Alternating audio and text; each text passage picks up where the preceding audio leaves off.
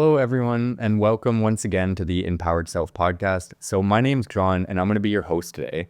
And today I'm just doing a solo episode. So sometimes I feel that it's important to express my own beliefs and ideologies on here and really just share what I've been going through personally. So today what I've done is I've sat down and I meditated, and these were the different topics that came up with the intention to determine topics that I was going to talk about on the solo podcast. So I'm going to be sharing my ideas about some of these things, and I'm going to be basically sharing some stories that I've been going through lately and some lessons that I've learned. So hopefully you find it useful, and without further ado, let's get into it. So the first topic that I have for us today, it's something that I've been going through lately. It's a different piece of wisdom that I've been sort of working through on my own.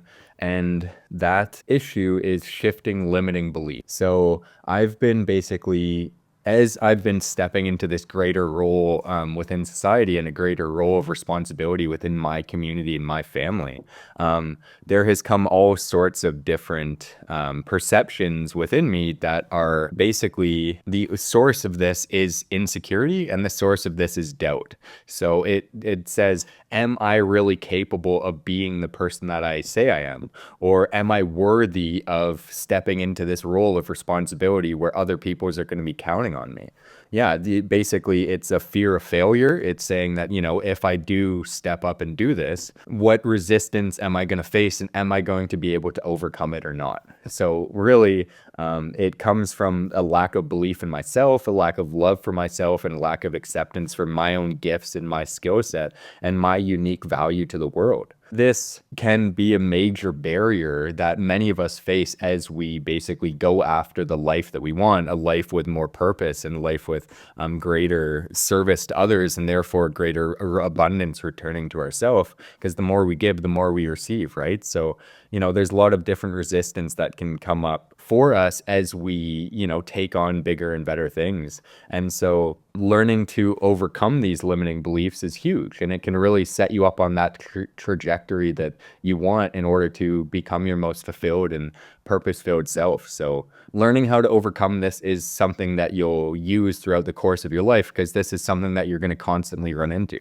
We basically first push our comfort zone and we reach a certain new level of expansion, but then in order to take that next step, we face the same limiting beliefs again. And it's a constant cycle of expansion and then, finding your barrier and then expanding further and further. If we learn how to do this now, it will benefit us for the rest of our life. So it's a really worthwhile thing to do. And this is part of the learning of life, right? As we come up against challenges so that we can learn and evolve and grow through them. So this is a big one, and this is something that's been incredibly difficult for me. But really, what I'll say the key for me has been, in order to find my confidence and to find my courage, is to stop judging myself for performance, right? And stop basically analyzing the situation and trying to expect or elicit any specific sort of outcome. So I might sit down to film a podcast, let's say, and I might have this idea in my head about how that podcast is going to go. I create this sort of fantasy or an illusion based off my own mental projections and my beliefs and my desires and stuff like that. And that can be good to a certain extent, but the problem is that so often this visualization that we have for what's coming or what we want things to be like is far different from what things actually end up being like. So when it comes to being in service to the collective, basically, you have to understand that you're not just serving yourself, you're serving other people. So you can't possibly know from an egotistical perspective what other people need to hear at any given moment, right? Like, they are in a unique position where they're on their life path and they need some sort of information from you to set them on that trajectory that is in divine timing for their path. So even if you mess up and let's say you don't express yourself in the way that you want to, maybe they needed to see somebody else messing up because that helps them be okay with messing up themselves, right? So when we're in service, it doesn't necessarily matter what comes through. What comes through will be perfect, but our only goal is to set the intention to be of service and let go to the outcome of things.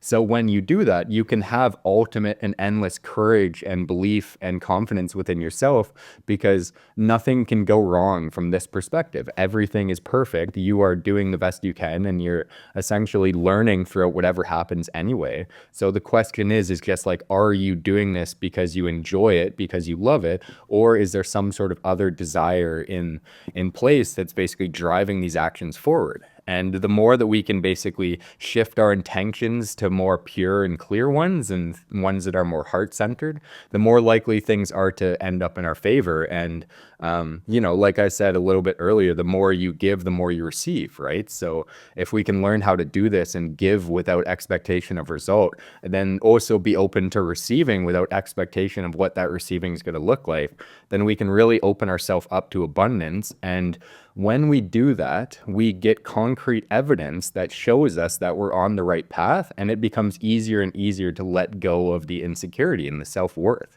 because you see that you are worthy just the way you are, without needing to do anything or without needing to be anything, but just your existence and your intention to express yourself in the way that you want is more than enough already. So, of course, doubt and insecurity are things that we're all dealing with. And honestly, a lot of it isn't even personal. It's more ancestral. It's programs that we've been born into, and it's beliefs that we've just inherited and that we've collectively accepted as truth. But you can get to an understanding where you see that that's only partial truth, and there is a greater truth out there to be found. And that greater truth is confidence and courage and belief in yourself as a divine being who is capable of whatever you've set out to do, knowing that this is what you came here for, right? Like, you literally, on some level, your soul decided to have this human experience because it wants these specific things to take place, and that's where you're going to learn your lessons from. So believe in yourself, find that courage, find that confidence, and anytime you are coming up against doubt or basically insecurity, a good thing to do is pause. Take some deep breaths, feel these things coming up, understand that they aren't entirely true, and let them go. Let them go, and then continue doing what you're doing, and basically push through them. Like, it's not even a pushing through them, it's more of like a surrendering into them, right? You just sort of allow it to be there, you feel it, and don't allow it to influence your decisions, and still do what you need to do in spite of these feelings that you're experiencing. And again, the more you can do that, the less likely they are to come up in the future, and you'll see that they're not as useful as maybe they've been in the past. So amazing. The next topic I wanted to cover is a concept of true masculinity. So I basically heard a comment recently on one of my posts that was very well intentioned, obviously, but in some level or another, saying that certain actions are true as opposed to other actions are false, or like there's a good masculinity and a bad masculinity, on some level or another is shaming certain men for their actions. And I really don't want to do that in any sort of way. What I'd prefer to do is say that, like, we're all learning, we're all evolving, and we're all growing. And so people who act in a way that maybe isn't in their truest expression of masculinity, or, maybe they're hurting other people, or they're trying to control, or, they're overthinking. These are all sort of the negative masculine qualities, you might say. Basically, I prefer to give these people the benefit of the doubt and just say they lack information about how to express certain aspects of masculinity. They've never been taught these things. And really, a lot of where this comes from is trauma from the past. Like, I like to think of my grandparents' story when it comes to this, because, a lot of these people are of the older generation, and they didn't have healthy role models because their parents were traumatized from the war. So my grandma, for example, she was living in Europe at the time, and the basically war started, and Germany started invading other countries, and she was forced to basically leave her home with her family in between the ages of like 4 to 7, and for 3 years they like lived as nomads, just traveling the land, trying to find find somewhere to land. And this meant like practically starving. They have stories of eating out of dumpsters and, potentially like hunting animals on the side of the road in order to survive. And this was when she was like 4 to 7 years old. And to this day, my grandma still has many fears and worries and all of this sort of programming inside of her from this experience that she inevitably passed on to her kids. And so really we're all just sort of kids. We're all learning how to be our best selves, and we're all learning how to interact with each other in a healthy way. And so yeah, I don't think that it's necessarily helpful or beneficial to be upset at men for not carrying the flame or for not being good role models for others. We just didn't know any better, and now we're at a place where we're finally starting to learn how. And so that actually gets me into the next topic, which is masculinity and femininity. Because I think a huge thing that we're all going through right now is basically we're learning. Some of us are learning, some of us have known this for a long time, but within every human being, there is a balance of masculine and feminine qualities. And so you can even see this in like the brain hemispheres, where it's like the right brain versus left brain thinking. Right brain is the very analytical, critical thinking and processing, whereas the feminine side is more creative, right? And it's more expressive and it's more raw and emotional. And for a very long time, the majority of our society has basically developed their masculine principles at the cost of neglecting their feminine principles.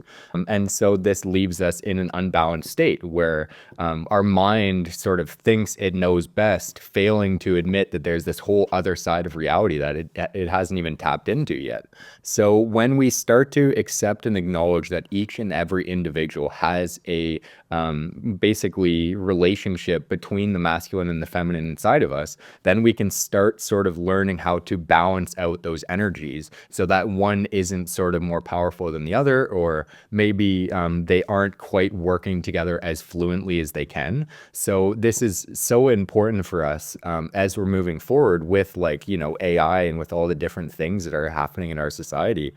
When you are able to take that creative power that you have inside of you and direct it towards a specific outcome by using the masculine and the intention and the integrity, then we can create incredible, incredible, amazing things. And we, as soul sovereign creators, can compete with all the other things that are also creating amazing things out there in the universe, knowing that what we create is coming from our own unique source code signature, meaning that nobody else can create it in the same way that we can. So truly, the gifts that you have to offer this world are uniquely yours, and the world would be at a disservice if those weren't shared from you. So yeah, it's a really beautiful thing when we understand this, and when we can start to accept all parts of ourselves and have them working together in union. And basically, I think I'm going to talk a little bit about the male perspective on this, because I am a man and I can relate to the male perspective more given my history and my, my soul's signature and stuff like that. But, a lot of people, at least in myself, I would say I found that one of the reasons why I was sort of scared of embodying my feminine qualities in the beginning is for a couple reasons. I think the first is because on some subtle level, we realize the power and the potential that exists there. And so this is like the void space, right? Where it's essentially in the void space, there's nothing resisting the energy flow. So it is this infinite energy, this infinite capacity. And so men pride themselves on being strong and being powerful and being capable. But if you understand that the infinite has more capabilities and limitless potential than you have as an egotistical perspective, you have to sort of admit that, on some level or another, this has the potential to be more powerful than you. And so that brings up the second part of this, which is losing control to the feminine, right? It's like, you sit in a medicine ceremony and you think that you're going to be taken over and you're never going to be yourself again. And you're going to get these messages that your entire life has to change. And if you don't, you're damned or whatever. So there is this potential risk of like losing your sovereign control when you surrender into that flow of things coming through you and things being expressed through you, as opposed to you being the one expressing that energy. So learning to basically understand that even though this feminine force in you is incredibly powerful, just knowing that it doesn't want to control you in the first place is a huge key. You will still maintain your sovereign control even when you surrender into these creative flows. Yeah, like the goal, you can sort of, the way I like to look at it is like dance partners, right? So when the masculine is sort of like leading the dance in some ways, and then the feminine is, expressing the creative parts, like going up in the air and all the beauty and stuff like that. But on some level or another too, the feminine is also leading the dance, right? If you can allow yourself to be steered by her in certain different directions. So it is a safe thing to do. It is an okay thing to do. You're not going to lose yourself. You're not going to be overcome by this incredible power. And yeah, when you start to do this, then you actually get to use the benefits of the feminine on your behalf, right? So a really great story of this is actually Lion King. So, like basically the male lion has this trauma around his family. He loses his kingdom. He's off his purpose, and he's just sort of messing around, like wasting his life away. And the thing that drives him into his purpose is actually finding the feminine. The girl lioness, I think her name is Nyla or something.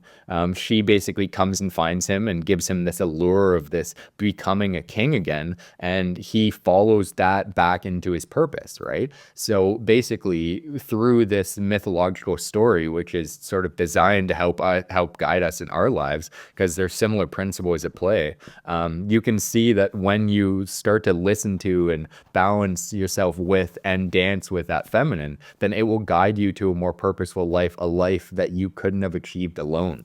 Yeah, it's not a bad thing, or it's not a gay thing, or it's not like yeah, I guess you could say it's almost like people see the feminine as too playful, like too expressive. And it's not necessarily any of those things. Like, you will still maintain your masculinity, and learning to shift back and forth is really key, because there's going to be moments where you're at your desk and you're working hard and you're achieving amazing things and you're go, go, go, focus, focus, focus. And then the feminine is like when you get to enjoy your life, when you're playing and you're hanging out with friends and you're making music and you're just in the arrows of experience. Arrow sort of means like you're in the allure of experience, or you're in like the ecstasy of experience, let's say. So yeah, have those moments where you're receiving that nourishment for your soul and you're resting and you're getting all this enjoyment out of life, and then that will help you get through those difficult moments of trying to build something, because it'll give you the soul's fuel that you need to push through resistance in difficult times. So I also wanted to say too that I actually had a story that relates to this a little bit, because I was doing more men's work lately, and I was part of a men's group recently, and we have an elder man in the group, and I know he won't mind me sharing this story, but he had basically facilitated an initiation for men recently, and he had this like really honest reflection, like, what, I've really done a good job of like mastering facilitating for these men's work sessions. And I asked him, I was like, what does mastery of this situation mean for you? And he basically said it was letting go to my intuition. It was allowing my intuition to guide me in these experiences. So I don't know if you noticed something about this, but here's a man at like the top hierarchy in the group, like really leading the group, and he's leading the group of other men using a feminine quality of intuition, right? So that just goes to show you that on some level or another, mastery of ourselves is the mastery of both our masculine and our feminine qualities inside of us. All right. So I'm going to end the masculine and feminine there, and I'm going to move on to victimhood. So I talked a little bit earlier about programs being inherited, and they're not necessarily us, but sort of I like to look at us as if we're computers and we're sort of running specific software. And your computer's been built a certain way based off your karmic experiences, but that doesn't mean that that's how your computer always has to function. So a lot of what we're doing is we evolve our consciousness, and as we step into expanded states of awareness, what we're doing is letting go of old programs and we're downloading new programs. This is just one way to look at it. And so I think right now, collectively, what we're going to be moving through in the next couple weeks is this idea of victimhood. And what victimhood is at its core is unempowered state, right? So you're giving your power away to external circumstances, and you're basically saying that because of this instance, I can't be certain things anymore. Yeah, what you're basically saying is you're allowing the past to determine your future. And the past isn't even real anymore. Like it's completely gone. It only affects you to the degree to which you allow it to affect you. If we're trying to carve out a healthier future for humanity and a healthier future for ourselves and live the life that we want to live, then it would be better to create from a burdenless place than to start being anchored down by this heavy moment in your life that is basically it happened, it occurred, and the remnants are still there for you because there's parts of that experience that hasn't been healed yet.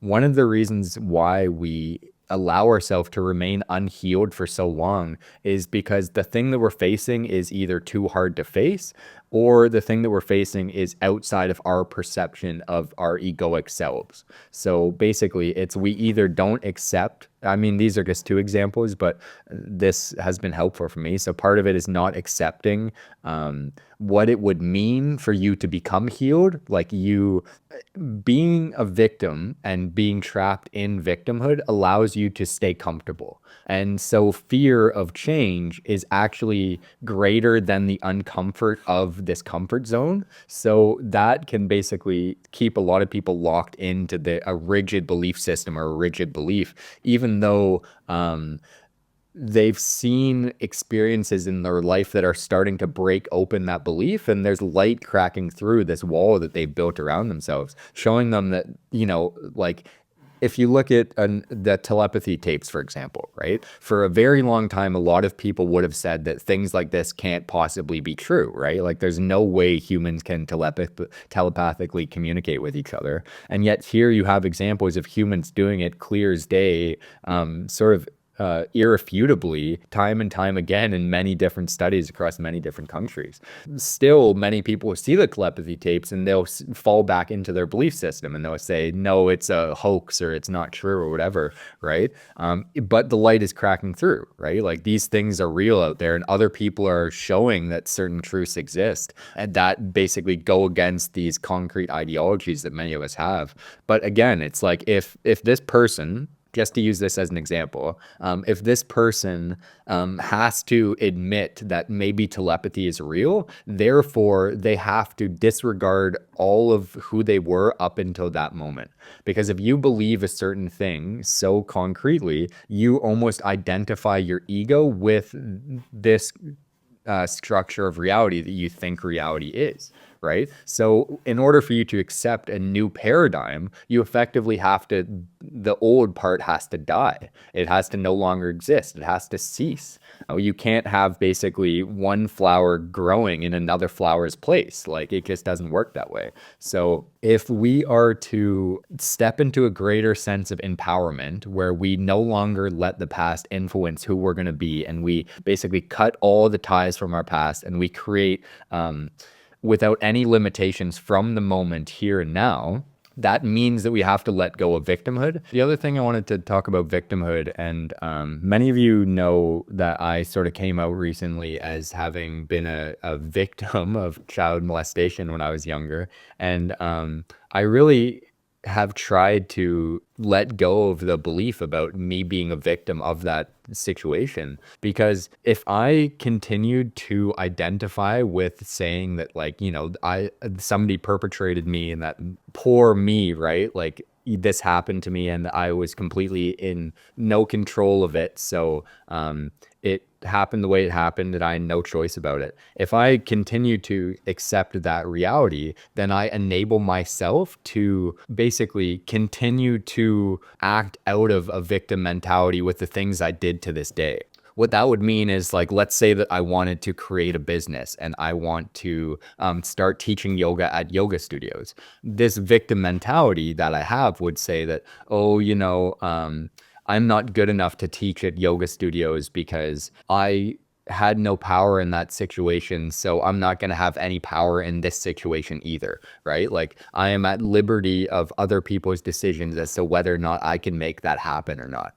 I am basically, other people have control over me and they have authority over me, sort of like they had authority over me in that moment that we were in. And so it basically, you can see that this mentality that we have in one aspect of our lives can carry over and bleed into other aspects of our life and influence our beliefs and our paradigms and our programs, whether we consciously know it or whether we unconsciously know it. So if you're a victim in one category, and that basically gives you this hall pass to bad behavior, then that will basically give us a hall pass into other bad behavior in other categories of our life. Yeah, to fill my highest purpose and to basically step into my sovereign power and my control over the outcome of my life, I had to say that regardless of what happened to me, I can make the things that I want to happen happen. I can make it happen with intention, with drive, with actionable steps. And I'm no longer basically bound by this resistance in the beginning to doing all new things. So yeah, hopefully there's some part of victimhood that you find useful um, in that little tangent. But the last thing that I wanted to share with everybody is I pulled a little tarot card for the group. It's a Shaman's Dream Oracle deck. And so this card is it's called Closing Door Completion. So the number is 5. I'll show you a close up of the picture. But I really love Oracle card decks because basically, you know how I was talking about earlier, how when you're working with people, you will have specific codes within you that you use to influence other people's life path. And so when we're trying to navigate our own life path and make decisions for the future and basically carve out this trajectory, it's easy for us to sort of get off track and to get lost and to not really know where we're going. And there are certain tools that we can use to bring in this energy from the universe to us and bring in certain messages to us that we need to hear at specific moments. So if you sort of learn to trust in the guidance of the universe, then you can trust in the guidance of oracles, knowing that the universe works through oracles to bring you unique messages. That basically this whole book is encoded with different unique words and sentences that are unique to only the oracle, that maybe you wouldn't have access or exposure to without this tool. So let's say, for example, I'm living in Canada and seeing a blue whale would basically trigger something inside my unconscious that would serve me good. But where am I going to see a blue whale from? Like, there aren't any in our lakes or anything like that, right? So the cool thing about these is they give you exposure to archetypes that normally we wouldn't have exposure to. And so this deck specifically is Shaman's Dream. So this deals a lot with the unconscious archetypes and things that basically every idea or every like concept has wisdom within it, and the unconscious uses symbols to share that wisdom with us. But symbols are sort of hard for us to interpret sometimes without like accurate descriptions of what these things actually mean. Like for example, I pulled a cactus the other day, and you know, when you see a cactus, a lot of people would think like pain or thorns, but what it was actually saying is like a cactus is a sort of sanctuary of water within the desert. So, you know, it has this hard shell that's protecting this virtuous gift inside. And I would have never thought of that had it not been for the archetypal description in this oracle deck that I was using. Anyway, I really love these cards and I really love using them and pulling them for the collective. And I hope that some part of this message resonates with you and finds you in divine timing. So I'm going to read it to you and you can sit with it and see how it feels to hear this message. Number 5, closing door, endings, completion, your greater calling. When the closing door shows up, it's a call to recognize an ending, to terminate a relationship, job, task, or situation that has been dragging on for far too long. Unlock the cage you have been trapped in and shut the door behind you. This is not the time to worry about what others might think or feel. Instead, break with routine, consider what you think and how you feel, and be true to your heart's calling. It's time to walk out the door. If you do not see a door, but only a solid wall in front of you, ask for assistance. Muster the courage to say no more. Remember as well that no one else needs to be wrong in order for you to do what you've known you've needed to do for a long time. If the door to a project or a relationship has been closed to you, stop knocking on it. You have tried that already, and no one answered, at least not in the way you would have liked. Take this as a gift, difficult and painful as it might be. Move on. Every door that shuts is an invitation to find another way, another path to your destination. Better to recognize this earlier rather than later. How many of us leave our relationship or job years after we knew it was time to move on? Stop wallowing in the pain and lingering on the reasons why things did not work. It is keeping you from your greater calling. Bow deeply before that closed door, give thanks to the lessons, and set yourself free. So that's pretty cool for another number of reasons. The first is I didn't know what I didn't actually read this before the recording, so I didn't know what the message was going to be. But it's funny because it did talk a lot about victimhood and about basically letting go of the pain of the past and moving into that future that is carved out for you, as hard as that might be. But also too, like I believe heavily in synchronicities, and recently I saw a Instagram short or whatever. That basically was a girl like opening a door and there was a bunch of bricks behind it, and I haven't seen that image in like literally months. And now it's coming up in this reading, and it was coming up on Instagram the other day. This is again how you can learn to believe in the divine synchronicity and the divine timing of all things. And now I can end this podcast knowing that what came through was exactly what was supposed to come through. And I don't have to have any sort of guilt or shame about how I performed or how it went, because I know it was just, perfect message and perfect timing. So use me as an example to find this strength and this empowerment within your own self, and to let go of victimhood and balance the masculine and feminine qualities. And yeah, I'd love to hear any comments on this video. If there's any topics that you'd like me to cover further, or just any thoughts that you had about this whole experience and whether you enjoyed it or things I could do better. So I really do love hearing from you, and I really do read all the comments on these. So thank you for commenting. Thank you for contributing your energy to this space. And yeah, I hope you learned something, and I hope you have a beautiful rest of your day.